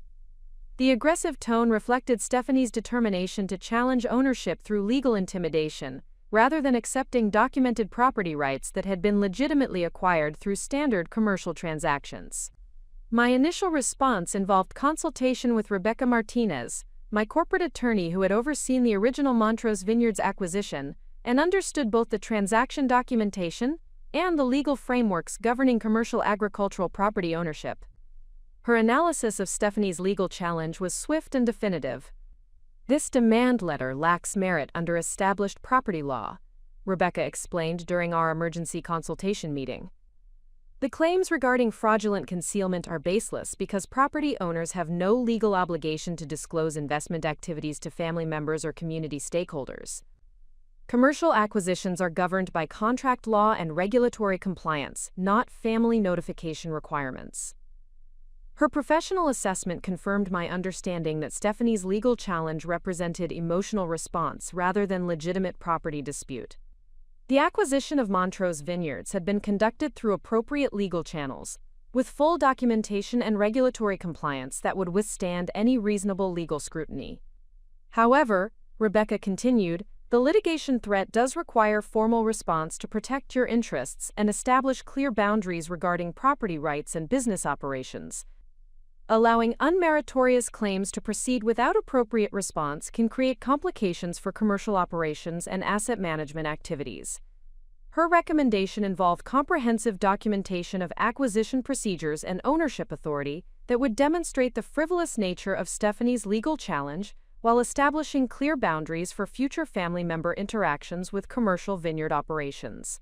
The response would serve both defensive and educational purposes, by illustrating how legitimate business activities were protected under established legal frameworks. The formal response letter, drafted by Rebecca and reviewed by additional attorneys specializing in agricultural property law, addressed each claim raised in Stephanie's demand letter, with specific reference to legal precedents and statutory requirements that governed commercial property acquisitions and ownership authority. The response documented the thorough due diligence procedures that had preceded my acquisition, including environmental assessments, financial audits, title examinations, and regulatory compliance reviews that exceeded standard requirements for commercial agricultural transactions. Every aspect of the purchase had been conducted through established legal channels with appropriate professional oversight and documentation. More importantly, the response clarified legal principles regarding property ownership and family member rights that Stephanie appeared to misunderstand completely. Family members possessed no inherent legal claims to commercial property based on historical access or emotional connections that did not create actual ownership interests or usage rights under established property law. The documentation included acquisition contracts, title insurance policies, regulatory approvals, and professional assessments that demonstrated the legitimate nature of my ownership, while illustrating the comprehensive legal framework that protected commercial property rights against unmeritorious challenges based on family relationship claims or tradition arguments. Rebecca's strategic approach involved not merely defending against Stephanie's challenge, but establishing clear precedent for future family interactions with vineyard operations. The response letter served notice that any additional legal challenges would be met with vigorous defense and potential counterclaims for frivolous litigation and interference with legitimate business operations. The impact of professional legal response became apparent within days when Stephanie's attorney contacted Rebecca to discuss, quote, potential resolution of family property concerns through negotiated arrangements. The shift from aggressive litigation threats to settlement discussions reflected recognition that the initial legal challenge lacked sufficient merit to justify continued investment in expensive litigation procedures. However, the negotiation discussions revealed that Stephanie's fundamental misconceptions about property rights and family authority remained unchanged, despite professional legal education about actual ownership structures and business management requirements. Her proposed settlement terms demonstrated continued expectation of special treatment that exceeded standard commercial arrangements for facility usage and event planning. The proposed settlement included demands for permanent family member access privileges, exemption from standard authorization procedures, and compensation for Christmas celebration planning expenses that had been incurred based on incorrect assumptions about family authority over commercial vineyard operations. Stephanie was essentially requesting legal ratification of fantasy relationships that bore no connection to actual business realities. Rebecca's assessment of settlement proposals was unequivocal. These demands would create precedent for family member interference with commercial operations while providing no corresponding benefits for business activities or asset protection, she explained. Accepting such arrangements would compromise professional management standards and create ongoing liability exposures that could affect vineyard operations and financial performance. Her analysis confirmed my instinctive rejection of settlement terms that would legitimize family member assumptions about special access privileges and operational authority. Commercial vineyard management required consistent professional standards that could not accommodate exemptions for family members who refused to acknowledge ownership authority and business requirements. The strategic decision involved declining settlement discussions while maintaining open communication about reasonable arrangements for family events within established business parameters. This approach would preserve relationship opportunities while protecting commercial operational integrity and legal authority that were essential for sustainable vineyard management. My direct communication with family members who had demonstrated acceptance of ownership realities proceeded through separate channels that avoided Stephanie's legal confrontation while establishing positive precedent for productive family relationships within appropriate business boundaries. Margaret Foster and Victoria Sterling had both expressed interest in working within established frameworks rather than challenging documented ownership authority. The arrangements developed with cooperative family members included advanced booking procedures for family events, transparent pricing structures that reflected actual costs for facility usage and services, and coordination protocols that ensured family celebrations would not conflict with commercial bookings or operational requirements that generated primary revenue streams. These professional arrangements demonstrated that family access could continue successfully within business frameworks that respected ownership authority while providing excellent service standards and facility usage opportunities. The success of cooperative relationships illustrated how reasonable family members could maintain positive connections without demanding exemptions from commercial operational requirements. Margaret Foster's approach was particularly instructive because her legal background provided understanding of business requirements combined with genuine interest in preserving family relationships through appropriate accommodation, rather than confrontational challenges to documented ownership authority. Victoria, I appreciate your willingness to continue family access within professional business frameworks, she said during our private conversation about future event planning procedures. This approach protects both your investment interests and our family relationship opportunities, while maintaining appropriate boundaries for commercial operations. Her professional perspective offered validation for business management decisions, while demonstrating that family members with appropriate understanding could work successfully within established operational parameters. Margaret's cooperation illustrated how respect for ownership authority created foundations for positive long-term relationships that served both family and business interests. The contrast between Margaret's collaborative approach and Stephanie's aggressive legal challenge revealed fundamental differences in character and values that extended far beyond vineyard access issues. Stephanie's determination to challenge documented ownership through frivolous litigation demonstrated willingness to damage family relationships and waste financial resources, rather than accepting business realities that required acknowledgement regardless of personal preferences. Victoria Sterling's response was equally professional and demonstrated understanding that commercial property operations required consistent standards that could not be compromised through family member demands for special treatment or exemptions from established authorization procedures. I understand that vineyard operations must maintain professional standards for all events regardless of family relationships, she acknowledged during our planning discussion for a smaller, more appropriate family gathering. Please provide information about booking procedures and cost structures so we can plan celebrations that work within your business requirements.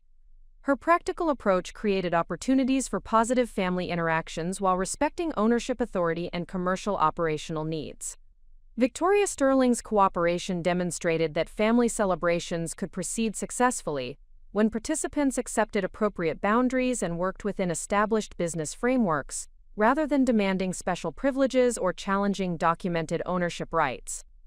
The modified Christmas celebration proceeded on December 20th, with arrangements that reflected professional event management standards, while providing excellent service and facility access for family members who had demonstrated respect for ownership authority and business requirements. The gathering included 12 family members who had accepted invitation parameters and authorization procedures without demanding exemptions or special treatment. The celebration featured wine tastings conducted by professional vineyard staff, catered dinner service that reflected premium hospitality standards, and facility usage that was coordinated with operational schedules to avoid conflicts with commercial bookings and revenue-generating activities. Family members expressed genuine appreciation for arrangements that provided exceptional experiences within appropriate business boundaries. Most significantly, the successful family celebration demonstrated that professional vineyard management could accommodate family relationships while maintaining commercial operational integrity and asset protection requirements. The event established positive precedent for future family interactions that respected ownership authority while providing excellent service and facility access opportunities. Stephanie's absence from the celebration was notable, but not disruptive to family dynamics or event success. Her decision to maintain legal confrontation rather than accepting reasonable accommodation illustrated how personal investment in fantasy authority could prevent participation in positive family experiences that were available through appropriate collaboration with actual ownership and business management. The legal challenge continued through formal proceedings that confirmed Rebecca's initial assessment regarding the frivolous nature of Stephanie's claims and the comprehensive documentation supporting legitimate ownership authority. The litigation process provided additional evidence that professional legal representation and thorough business practices offered complete protection against unmeritorious challenges to commercial property rights. By year's end, the situation had clarified relationships between family members and commercial vineyard operations, while establishing clear precedent for future interactions that would respect ownership authority and business requirements. Family members who demonstrated appropriate cooperation continued to enjoy excellent access to vineyard facilities within professional frameworks that protected both relationship opportunities and commercial operational integrity. The resolution confirmed that financial independence and professional property management provided effective protection against family member demands for special treatment or exemptions from established business standards. Ownership authority, backed by comprehensive legal documentation and professional management practices, created unassailable foundations for making decisions based on business requirements rather than family relationship pressures or emotional manipulation attempts. The resolution of Stephanie's legal challenge marked the beginning of a transformative period for Montrose Vineyards that demonstrated how professional ownership and strategic management could elevate agricultural assets far beyond their previous operational limitations. The 18 months following the Christmas confrontation became a case study in how visionary leadership combined with sound financial resources could revolutionize traditional wine industry approaches while generating exceptional returns for sophisticated investors. The first major initiative involved comprehensive modernization of production facilities that had been operating below capacity due to previous ownership's conservative approach to capital investment and technological advancement. My analysis of vineyard operations had identified multiple opportunities for enhancing both quality and efficiency through strategic equipment upgrades and process optimization that would position Montrose as a leader in sustainable wine production. The production modernization project required an initial investment of $450,000 in state-of-the-art fermentation systems, temperature-controlled storage facilities, and precision bottling equipment that would increase annual production capacity by 60%, while improving quality consistency and reducing operational costs per unit produced. The financial analysis demonstrated that enhanced production capabilities would generate additional revenue streams sufficient to recover the investment within 36 months, while establishing foundations for sustained growth. More importantly, the modernization program incorporated advanced environmental control systems that would reduce water usage by 40%, eliminate chemical waste streams, and achieve carbon-neutral production standards that appealed to premium market segments willing to pay premium prices for sustainably produced wines. The environmental improvements aligned with consumer preferences while reducing operational costs and regulatory compliance requirements.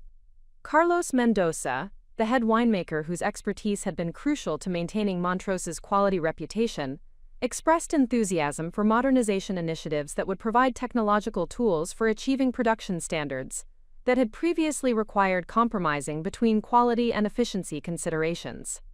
These upgrades will allow us to maintain artisanal quality standards while scaling production to meet growing demand from premium distributors and restaurant clients, he explained during our quarterly operational review. The temperature control capabilities alone will improve vintage consistency by eliminating weather-related variations that have affected previous harvest outcomes. His professional assessment confirmed that strategic capital investment could enhance both operational performance and market positioning while preserving the craftsmanship traditions that distinguished Montrose wines in competitive regional markets. The modernization program represented sophisticated understanding of how technology could support rather than replace traditional winemaking expertise. The second major initiative focused on expanding revenue diversification through enhanced hospitality offerings that would leverage Montrose's premium location and facility assets to capture growing agritourism market segments. The strategy involved developing comprehensive event hosting capabilities that would generate substantial revenue streams while showcasing vineyard products to affluent consumers who represented target demographics for premium wine sales. The hospitality expansion required facility modifications that would accommodate corporate retreats, private dining events, and luxury wedding celebrations without compromising ongoing agricultural operations or disrupting wine production activities. The design solutions involved creating dedicated event spaces that shared infrastructure with production facilities while maintaining operational separation that protected both business activities. Jennifer Walsh, the wedding planner who had originally worked with Stephanie on elaborate Christmas celebration proposals, became a valuable partner for developing realistic hospitality programming that reflected actual market demand and operational capabilities, rather than fantasy projections based on unlimited resource assumptions. Victoria, your approach to facility development demonstrates understanding of both client expectations and operational requirements, she said during our consultation about wedding venue capabilities. Many vineyard owners underestimate the infrastructure investments required for hosting premium events, but your planning addresses every detail that affects client satisfaction and operational efficiency. Her professional perspective validated strategic decisions about hospitality expansion, while providing market insights that informed facility design and service standard development. Jennifer's experience with demanding clients offered crucial intelligence about competitive positioning and pricing strategies that would maximize revenue while maintaining operational sustainability. The hospitality expansion program ultimately required investment of $620,000 in facility modifications, equipment purchases, and staff training that would position Montrose as a premier destination for luxury events and corporate functions. The financial projections indicated that enhanced hospitality offerings would generate additional annual revenue exceeding $300,000 while providing marketing exposure that would support premium wine sales growth. The third strategic initiative involved expanding distribution relationships with premium restaurants and specialty retailers that served affluent consumer segments willing to pay premium prices for exceptional quality wines produced through sustainable methods. The market analysis revealed significant demand from establishments that emphasized local sourcing and environmental responsibility while maintaining exacting quality standards. The distribution expansion required developing relationships with wine buyers and restaurant beverage managers who controlled access to premium market segments. These professional relationships demanded consistent product quality, reliable delivery schedules, and marketing support that would differentiate Montrose wines from competitors seeking similar market positioning. The distribution development process revealed how previous ownership's conservative approach had limited market penetration despite producing wines that exceeded quality standards expected by premium buyers. Systematic outreach to targeted establishments resulted in new distribution agreements that would increase annual sales volume by 40%, while commanding price premiums that improved profit margins substantially. Sarah Chen, a sommelier at Portland's most exclusive restaurant who became an advocate for Montrose wines, explained how quality improvements and marketing positioning had enhanced the vineyard's reputation among beverage professionals who influenced consumer preferences in premium market segments. The consistency improvements achieved through production modernization have made Montrose wines reliable choices for wine programs that demand exceptional quality standards, she noted during a professional tasting event. Combined with the sustainability story and local sourcing appeal, these wines offer compelling value propositions for establishments that serve discerning clientele. Her endorsement provided validation for strategic positioning decisions, while demonstrating how operational improvements translated into market advantages that justified premium pricing and enhanced brand recognition among target consumers and beverage industry professionals. The implementation of these strategic initiatives proceeded systematically over 18 months. With each phase designed to build upon previous improvements while generating cash flows that would support continued expansion without requiring additional external financing. The disciplined approach to growth management ensured that operational improvements enhanced rather than strained existing capabilities. The financial results exceeded projections in every category. Wine production increased by 55% while maintaining quality standards that supported premium pricing strategies. Hospitality revenues generated $430,000 in additional annual income while providing marketing exposure that enhanced retail wine sales.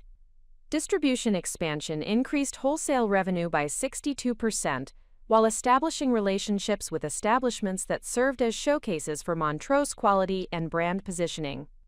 Most significantly, the comprehensive modernization and expansion program had increased the vineyard's appraised value from the original acquisition price of $2.4 million to a current valuation of $4.8 million, representing a 100% return on investment over 30 months while generating substantial annual cash flows that supported continued operational improvements. The transformation of Montrose Vineyards from a conservatively managed family operation into a profitable commercial enterprise demonstrated how professional ownership and strategic management could unlock value that had been constrained by limited vision and inadequate capital investment. The results validated investment decisions while establishing foundations for continued growth and market expansion. The professional success achieved through strategic vineyard management had implications that extended far beyond financial returns and business development outcomes. The transformation demonstrated how competence, vision, and appropriate resources could revolutionize traditional approaches while respecting craft traditions and environmental responsibilities that defined premium wine production. Family members who had accepted ownership realities and worked within appropriate business frameworks benefited substantially from vineyard improvements and expansion activities.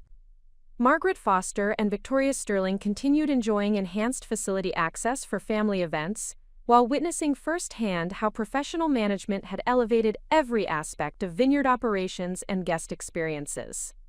The improvements you have implemented have transformed Montrose into something truly special, Margaret observed during a family gathering that showcased new hospitality capabilities and enhanced wine offerings. The combination of traditional craftsmanship with modern efficiency creates experiences that exceed anything we had previously imagined possible. Her appreciation reflected recognition that professional ownership had enhanced rather than diminished the values that made Montrose meaningful to family members who approached vineyard relationships with appropriate respect for business requirements and ownership authority. Victoria Sterling expressed similar satisfaction with outcomes that had preserved family access opportunities while elevating operational standards and facility capabilities beyond previous limitations imposed by conservative management and insufficient capital investment. Your vision for Montrose has created something that serves everyone's interests while maintaining the character and quality that made this place special, she said during our review of expansion project outcomes. The professional approach has enhanced every aspect of the vineyard experience while generating obvious financial success. The positive feedback from cooperative family members validated strategic decisions about balancing relationship preservation with business development objectives. Professional management had demonstrated that appropriate boundaries and operational standards enhanced rather than constrained positive family interactions, while protecting commercial interests that required sustainable financial performance. The stark contrast between outcomes achieved through professional management and the limitations that had characterized previous ownership approaches illustrated how vision, competence, and adequate resources could transform traditional agricultural operations, while preserving essential character and quality standards that defined premium wine production. Stephanie's continued absence from family gatherings at Montrose was notable, primarily because her exclusionary behavior had prevented her from witnessing or participating in the remarkable transformation that had elevated every aspect of vineyard operations and guest experiences. Her determination to maintain legal confrontation rather than accepting reasonable accommodation had eliminated opportunities for positive engagement with improved facilities and enhanced programming.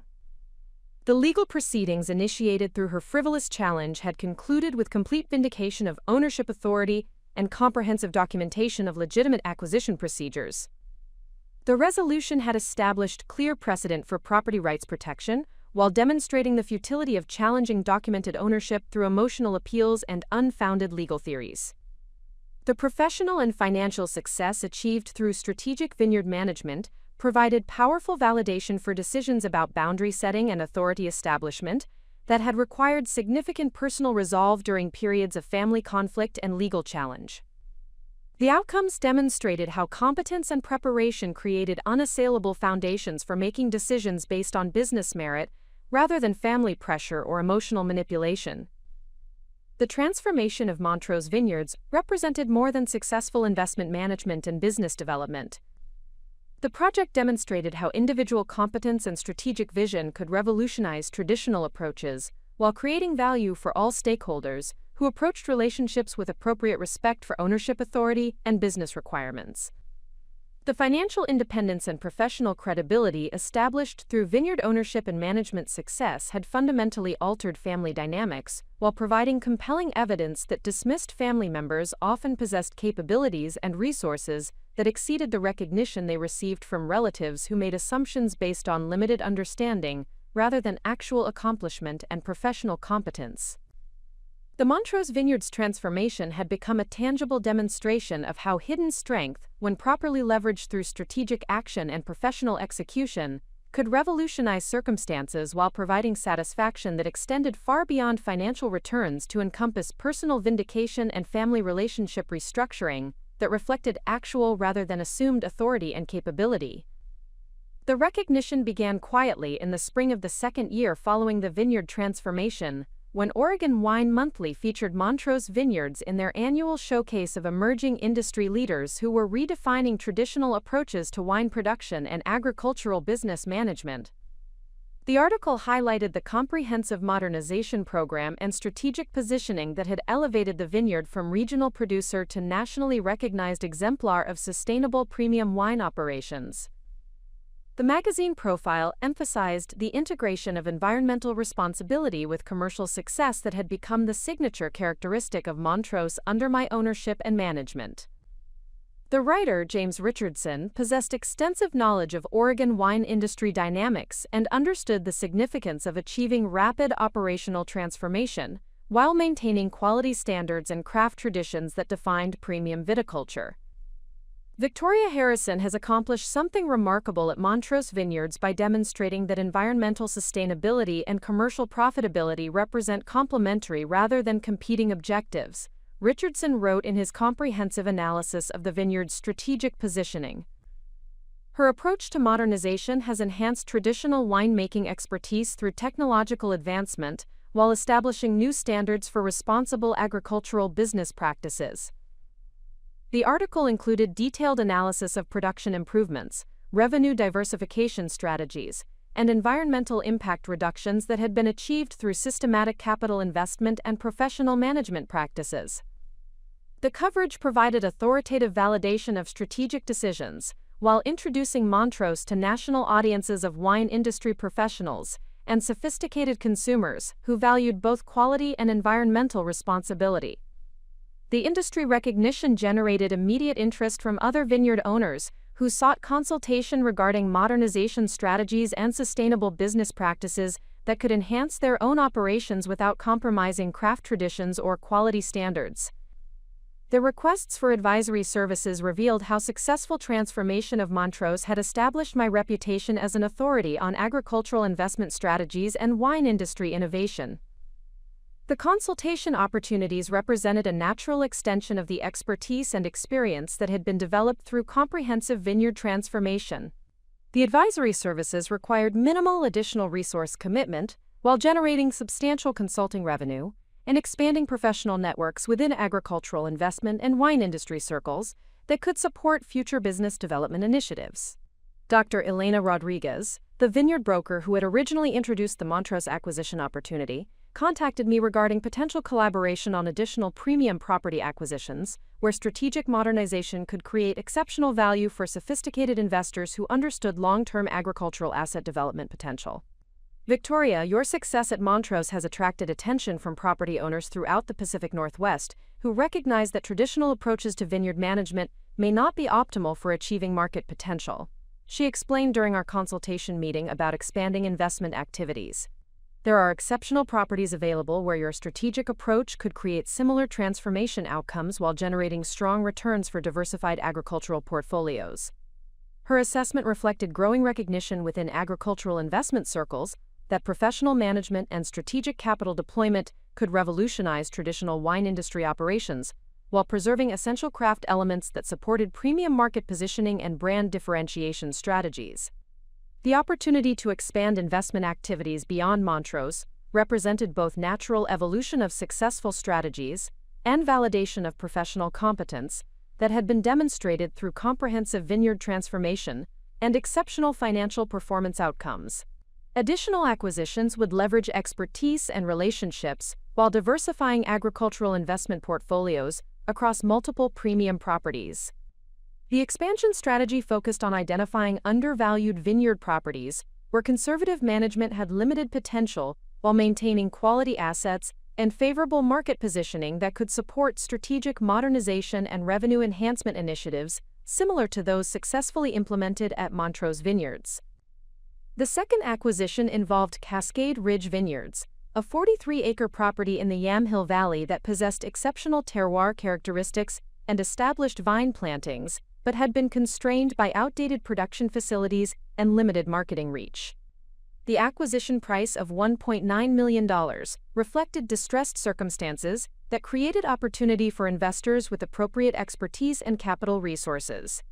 The strategic analysis revealed that Cascade Ridge possessed advantages that complemented Montrose capabilities while offering distinct market positioning opportunities. The terroir characteristics supported different varietal production that would appeal to market segments not fully served by Montrose offerings, while the property location provided logistical advantages for distribution to urban markets and tourist destinations. The modernization program at Cascade Ridge followed similar principles to those successfully implemented at Montrose, but incorporated lessons learned from the initial transformation experience. The capital investment of $380,000 focused on production efficiency improvements and environmental systems that would achieve carbon-neutral operations while enhancing quality consistency and production capacity. The implementation timeline was accelerated based on vendor relationships and operational expertise developed during the Montrose project. The efficiency gains reduced both project costs and disruption to ongoing operations, while achieving modernization outcomes that exceeded initial projections for both environmental impact and financial performance improvements. The success of multiple vineyard acquisitions and transformations established Harrison Investment Group as a recognized leader in agricultural asset development and sustainable wine industry innovation. The portfolio approach enabled economies of scale in operations, marketing, and distribution, while maintaining distinct brand identities and market positioning strategies for each property. The professional recognition extended beyond wine industry publications to broader agricultural investment and sustainable business communities that valued the integration of environmental responsibility with commercial success. The Harvard Business Review featured Montrose Vineyards as a case study in strategic asset transformation that demonstrated how professional management could unlock value while enhancing rather than compromising traditional craft practices. The academic attention reflected growing interest in business models that achieved financial success through environmental stewardship and community engagement, rather than exploiting natural resources or compromising long-term sustainability for short-term profit maximization. The recognition positioned agricultural investment strategies as examples of responsible capitalism that created value for multiple stakeholder groups. The expansion of professional recognition created speaking opportunities at agricultural investment conferences and sustainable business forums, where industry leaders sought insights about strategies for balancing commercial objectives with environmental responsibility and community engagement priorities.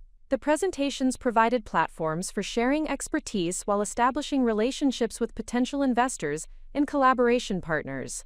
The conference presentations emphasized practical implementation strategies rather than theoretical discussions about sustainable agriculture principles. The focus on actionable approaches and documented outcomes appealed to audiences of business professionals who sought proven methods for achieving environmental objectives without compromising financial performance or operational efficiency. The speaking engagements generated consulting opportunities with agricultural investment firms and family offices that managed substantial capital allocations for sophisticated investors who recognized long-term value creation potential in professionally managed sustainable agriculture operations. The consulting relationships provided revenue diversification while expanding networks of potential investment partners for future agricultural acquisitions. The family dynamics surrounding professional success and industry recognition revealed interesting contrasts between relatives who had supported appropriate business relationships and those who had chosen confrontational approaches to ownership authority and operational management decisions. The positive outcomes achieved through strategic vineyard management provided validation for boundary-setting decisions, while demonstrating benefits that cooperative family members could share through continued appropriate engagement. Margaret Foster expressed pride in family association with recognized industry leadership and environmental stewardship that reflected values she had long advocated through her foundation work and professional activities. Her support for strategic approaches had been vindicated through outcomes that exceeded initial expectations, while maintaining principles that aligned with her personal and professional commitments. The recognition you have achieved through professional vineyard management reflects the kind of leadership our family should be proud to support, she said during a conversation about industry awards and media coverage that had highlighted Montrose transformation outcomes. Your approach demonstrates that business success and environmental responsibility represent complementary rather than competing objectives. Victoria Sterling similarly expressed satisfaction with outcomes that had enhanced family reputation while providing continued access to exceptional vineyard facilities and premium wine offerings that reflected her personal preferences for quality and environmental consciousness. Her early support for professional management approaches had been validated through results that exceeded expectations, while preserving values that mattered to her. The transformation of Montrose under your leadership has created something truly exceptional that serves everyone's interests while maintaining the character and values that make this property special. She observed during a family gathering that showcased enhanced facilities and premium hospitality offerings. The professional recognition is well-deserved and reflects the vision and competence you brought to vineyard ownership. The positive feedback from cooperative family members contrasted sharply with continued absence and apparent resentment from Stephanie, whose legal challenges had been conclusively resolved, but whose emotional investment in fantasy authority had prevented participation in remarkable outcomes that had elevated every aspect of vineyard operations and family gathering experiences. The industry recognition and professional success had fundamentally altered family dynamics by establishing undeniable evidence of competence and achievement that exceeded anything previously accomplished through traditional approaches to vineyard management or family relationship structures. The transformation demonstrated how individual capability and strategic vision could revolutionize circumstances while creating value for stakeholders who approached relationships with appropriate respect and cooperation. The broader implications of agricultural investment success extended beyond family dynamics to influence industry standards and practices throughout the Pacific Northwest wine community. Other vineyard owners began adopting modernization strategies and sustainable practices that had been pioneered at Montrose and Cascade Ridge, creating competitive pressures that elevated operational standards across regional wine production. The influence on industry practices reflected how successful innovation could create competitive advantages that eventually became standard approaches, as other operators recognized the market benefits of environmental responsibility and operational efficiency improvements. The leadership position achieved through strategic modernization had created sustainable competitive advantages while encouraging broader industry evolution toward more responsible practices.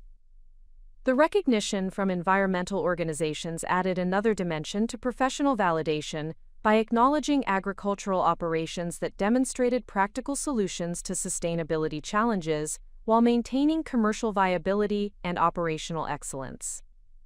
The awards and certifications provided marketing advantages while confirming alignment between business strategies and environmental stewardship principles. The Oregon Environmental Council presented Montrose Vineyards with their Excellence in Sustainable Agriculture Award, recognizing the comprehensive approach to environmental protection that had been integrated with operational modernization and business development strategies. The recognition highlighted achievements in water conservation, carbon footprint reduction, and habitat preservation that had been accomplished without compromising production quality or financial performance. The environmental recognition complemented business awards and industry acknowledgement to establish comprehensive validation of strategic approaches that had transformed traditional agricultural operations while preserving essential character and craft traditions. The combination of commercial success and environmental leadership created positioning that appealed to premium market segments while establishing sustainable competitive advantages. The professional recognition and industry influence had created platforms for expanding impact beyond individual vineyard operations to address broader challenges facing agricultural communities and environmental conservation efforts throughout the Pacific Northwest region. The leadership position provided opportunities to influence policy discussions and resource allocation decisions that affected sustainable agriculture development and rural economic revitalization initiatives. The expansion of influence reflected how individual success could create opportunities for broader positive impact when strategic vision and professional competence were combined with appropriate platforms for sharing expertise and advocating for policies that supported sustainable economic development in agricultural communities that faced economic pressures and environmental challenges. The recognition achieved through professional vineyard management and strategic investment success had established foundations for continued expansion of agricultural investment activities, while providing validation of approaches that balanced commercial objectives with environmental responsibility and community engagement priorities. The success demonstrated how competence and vision could transform circumstances while creating value that extended far beyond individual financial returns to encompass industry leadership and positive social impact. The invitation to participate in the National Agricultural Innovation Summit arrived during the third year of vineyard operations, representing recognition that extended far beyond regional wine industry accomplishments to national acknowledgement of leadership in sustainable agricultural business practices. The summit brought together agricultural innovators, policymakers, and investment professionals to address challenges facing American agriculture in an era of climate change and evolving consumer preferences. The invitation specifically requested presentation of case studies demonstrating how strategic investment and professional management could transform traditional agricultural operations while maintaining environmental stewardship and community engagement priorities. The recognition reflected growing national interest in business models that achieved commercial success through sustainable practices, rather than environmental exploitation or resource depletion strategies. The presentation preparation required comprehensive documentation of transformation outcomes achieved at Montrose Vineyards and Cascade Ridge, including detailed analysis of operational improvements, environmental impact reductions, and financial performance metrics that demonstrated viability of sustainable agricultural investment approaches. The data compilation revealed the remarkable scope of positive change that had been accomplished through systematic strategic implementation. The environmental impact analysis documented water usage reductions of 43%, carbon footprint elimination through renewable energy integration, and habitat preservation initiatives that had enhanced biodiversity while maintaining productive agricultural operations. The environmental improvements had been achieved without compromising production quality or operational efficiency, demonstrating practical solutions to sustainability challenges that faced agricultural communities throughout the nation. The financial performance documentation revealed investment returns that significantly exceeded traditional agricultural benchmarks, while generating stable cash flows and asset appreciation that supported continued expansion and modernization initiatives. The economic success validated sustainable practices as sound business strategy rather than idealistic compromise that required sacrifice of commercial objectives for environmental principles. The presentation at the National Agricultural Innovation Summit generated substantial interest from agricultural investment firms, family offices, and institutional investors who recognized potential for scaling successful strategies across broader portfolios of agricultural assets. The attention reflected growing recognition that environmental sustainability represented competitive advantage rather than operational constraint in agricultural markets that increasingly valued responsible production practices. The summit presentation led to collaboration opportunities with Meridian Capital Partners, a specialized agricultural investment firm that managed institutional capital for pension funds and endowments seeking exposure to sustainable agriculture assets. The partnership discussions focused on developing comprehensive strategies for acquiring and transforming underperforming agricultural properties throughout the Pacific Northwest and California wine regions. Up next, you've got two more standout stories right on your screen. If this one hit the mark, you won't want to pass these up. Just click and check them out. And don't forget to subscribe and turn on the notification bell so you don't miss any upload from us.